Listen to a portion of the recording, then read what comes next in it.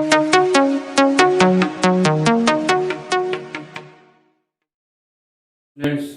Study मंत्रा classes में आपका स्वागत है।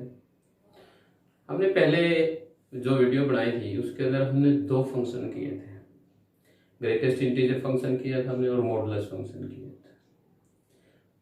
आपने उसके अंदर देखा था कि हमने फिगर के द्वारा भी और विद एग्जाम्पल उनको सॉल्व किया था और हमने उसको समझने की पूरी कोशिश की थी। आज वैसे ही आज फिर हम फंक्शन करने जा रहे हैं। आज जो हमारा फंक्शन का नाम है वो है द फ्रैक्शनल पार्ट फंक्शन, यानी फ्रैक्शनल फंक्शन भी बोलते हैं हम इसे। देखिए, 4-5 फंक्शन है जो बड़े इंपॉर्टेंट हैं। कई बार नाम से दे देता है, कई बार वो लिख के दे देगा, आपसे पूछ भी सकता है या उसको सोल्व करना दे सकता है। तो इसके बारे में नॉलेज पूरी होनी जरूरी होती है। तो जैसे आपको पता होना चाहिए कि फ्रैक्शनल पार्ट फंक्शन बोलते किसे हैं। तो हम जो एफ एक्स रिप्रेजेंट करते हैं वो करते हैं एक्स, डिफरेंस होता है हमारा, और ग्रेटेस्ट फंक्शन तो उसका डिफरेंस में किया जाता है, यानी x difference greatest function of x. इसको हम बोलते हैं फ्रैक्शनल फंक्शन बोलते हैं या फ्रैक्शनल पार्ट फंक्शन बोल देते हैं। देखिए, अब इसको सॉल्व करते हैं। इसको फिगर को भी समझेंगे, इसके डोमेन एंड रेंज को भी समझेंगे। ठीक, आपको ग्रेटेस्ट फंक्शन हमने पहले किया था। जो ग्रेटेस्ट फंक्शन था हमारा, उसके अंदर हमने कहा था कि अगर आप x की वैल्यू 1.1 से लेकर अगर 1.9 तक भी यूज करते हो तो सभी की वैल्यू क्या आनी थी? 1 आनी थी, क्योंकि हमने इसके ग्रेटेस्ट फंक्शन के अंदर लिखा था n less than equal to x, n less than equal to x। और n क्या होता था? जो हम x की वैल्यू को मानते थे ना, ठीक है, वो तो हमारा क्या होता था? x होता था, और उसके रिजल्ट से जो आता था वो हमारा क्या है? n है। तो अब देखिए, जैसे हमने ये पहले इसको बता देता हूँ थोड़ा सा पहले, ताकि हमारा जो पिछला है वो याद हो जाए और हमें समझ में आ जाए। तो जो ग्रेटेस्ट फंक्शन जैसे 1.1 है, हम इंटीजर लेते हैं, क्या लेंगे? 1 कंप्लीट, n लेंगे यानी लेस देन। ठीक है, जैसे 1.2 ले रहे थे तो कितना आया था हमारा? 1। 1.9 लेते हैं तब भी कितना आएगा? 1। लेकिन अगर 2.2 ले लेते हैं, 2.0 ले लेते तो कितना आएगा? 2 आएगा। 2.1 लेंगे तो कितना आ रहा है? 2 आ रहा है। यानी कंप्लीट इंटीजर लेना होता है हमने, और समान लेना होता है, n समान था इसके अंदर। क्लियर हुई बात? इस प्रकार आप कहीं तक चले जाए, अगर 2.9 तक भी जाते हैं तो आपकी वैल्यू कितनी होगी? 2 होगी। कंप्लीट हुई बात? इक्वल का बात है, जैसे हमने 2 लिया था तो 2 की जो ग्रेटेस्ट फंक्शन है वो कितना आता है? 2 आता है। तो अब हम इस चीज को सोल्व करते हैं। ये कैसे देगा? देखिए, यहां से हमें सोल्व करने से मतलब हमें डोमेन और रेंज भी समझ में आ जाएगी। यहाँ से डोमेन क्या होती है? वैल्यू ऑफ एक्स, और रेंज क्या होती है? एक्स की वैल्यू को फंक्शन के अंदर पुट करने से जो रिजल्ट मिलता है, यानी कि वाई की वैल्यू, उसको हम क्या बोलते हैं? रेंज बोलते हैं। ठीक है, तो अब देखिए, जैसे अगर मैं 1.1 ही रखना शुरू कर देता हूँ, या 0 से लगा लीजिए आप, अगर 0 पुट करते हो आप तो क्या वैल्यू देता है वो बंदा? तो हमारा जो फंक्शन है एफ एक्स, वो क्या देगा? X minus greatest function of x है हमारे पास। तो अगर मैं x की जगह दोनों जगह 0 रखता हूं तो ग्रेटेस्ट फंक्शन के अंदर 0 की वैल्यू 0 ही होती है, तो वैल्यू क्या आएगी? 0 आएगी। अब हम 0.1 रख लेते हैं x की जगह। पुट x इक्वल टू 0.1, तब वैल्यू क्या देगा वो? f 0.1 minus 0.1 greatest function 0.1 minus ये 0.1 है, ग्रेटेस्ट फंक्शन है, तो इसलिए क्या आएगा? इंटीजर आएगा, स्मॉल वैल्यू आएगी। स्मॉल क्या है? 0, तो 0। तो रिजल्ट क्या बचा हमारे पास? 0.1। इस प्रकार f 0.2 लेंगे तो 0.2 minus 0.2 greater of function, 0.2 minus कितना आएगा? 0, यानी 0.2। अगर आप इस प्रकार चलते रहे और f 0.9 लें तो क्या होगा? 0.9 माइनस 0.9, तो 0.9 माइनस 0 कितना होगा? 0.9 होगा। लेकिन अगर हम 1 ले लेते हैं, देखिए 0.9 के बाद तो 1 ही आएगा ना, तो 0.1 लेते हैं तो क्या होगा? 1 माइनस 1 कितना दे रहा है? 1 माइनस 1 का तो ग्रेटेस्ट फंक्शन 1 ही होगा ना, 0। यानी जब हम कंप्लीट नंबर पर पहुंचते हैं तो हमारा रिजल्ट क्या बन जाता है? 0 बन जाता है। यानी कि मैं जितनी भी वैल्यू रखूंगा 0.1 से लेकर के, वो कहां अप्रोच करेगी? हमें उसी नंबर को अप्रोच करती है। क्योंकि ग्रेटेस्ट फंक्शन तो कितना होगा, 0 होगा। अगर 1.1 से लेते हैं तो वो 1 चला जाएगा, 2.1 से लेकर के 2.9 तक कितना होगा, 2 होगा ग्रेटेस्ट फंक्शन।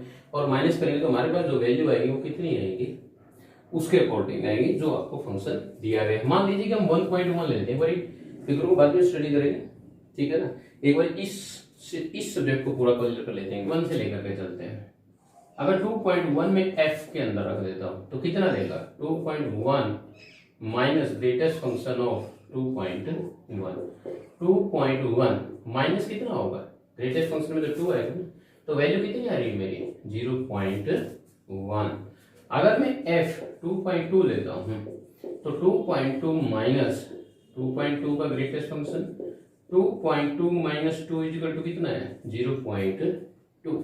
अब ऐसे ही अगर चलते रहे आप 2.9 तक जाइए आप तो कितना देगा, 2.9 माइनस 2.9 किसके अंदर, ग्रेटेस्ट फंक्शन के अंदर, तो 2.9 माइनस कितना आएगा भाई, 2 आएगा। तो वैल्यू कितनी आ रही है, 2। लेकिन अगर 2.9 से अगर मैं 3 ले लेता हूं, 3 लेंगे तो कितना देगा वो, 3 माइनस 3, 3 माइनस 3 कितना देता है रिजल्ट, 0। यानी 0.9 के आगे जाने के बाद वो वैल्यू क्या दे देता है, 0 दे देता है वापस।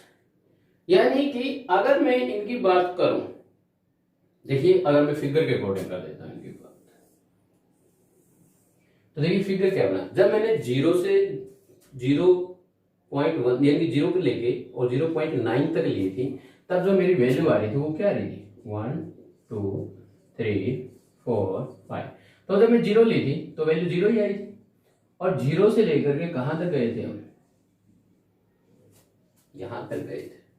1 पे जाने के बाद वैल्यू क्या दे देता है, फिर वो 0 दे देता है। वैल्यू कितनी दे देता है, 0 दे देता है, यानी 0.9 तक, 0.9 तक। फिर 1 से लेकर के 1.9 तक, 1 से लेकर के 1.9 तक, तो हमारी जो वैल्यू होती है वो कितनी होगी, ये होगी ऐसे।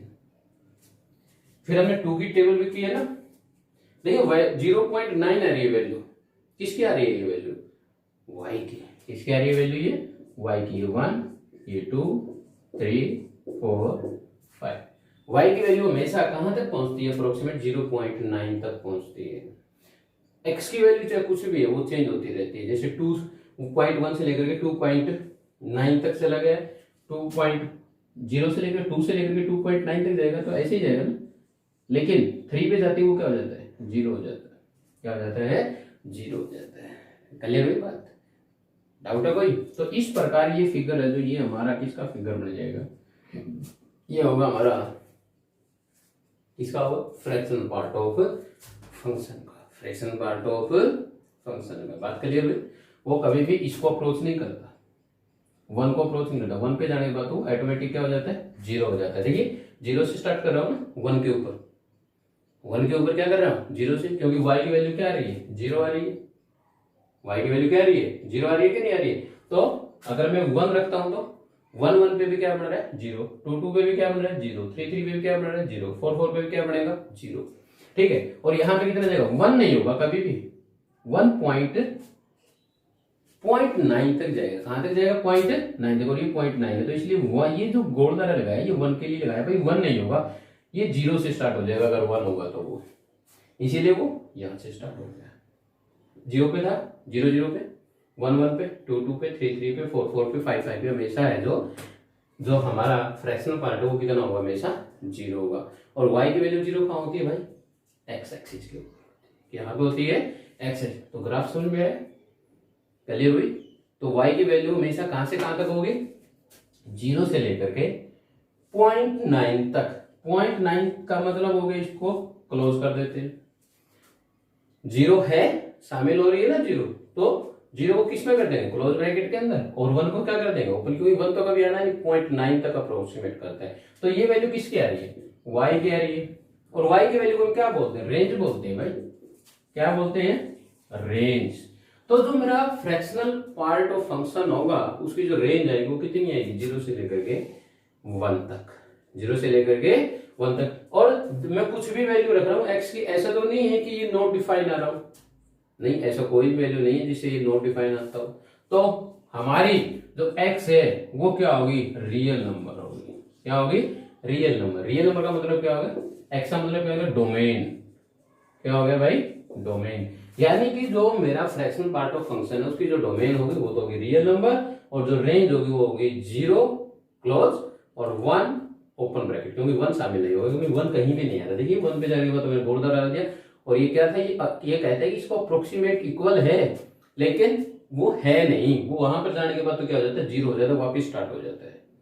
क्योंकि 1 1 के ऊपर या 0 0 के ऊपर या 2 2 के ऊपर जो फ्रैक्शनल पार्ट आ रहा है, देखिए ना, 0 0 रखोगे आप, क्या देगा रिजल्ट, 0 ही देगा ना, 0 माइनस 0।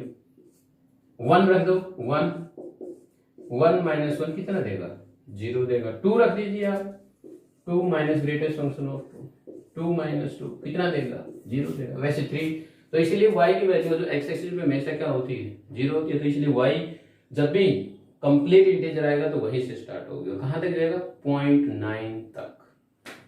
ये था हमारा fractional part of function. Clear हुई बात? नहीं सुन में आया तो दोबारा पूछ सकते हैं आप, कमेंट बॉक्स में डाल सकते हैं। अगर कोई बात समझ में नहीं तो दोबारा एक्सप्लेन कर देंगे। Thank you.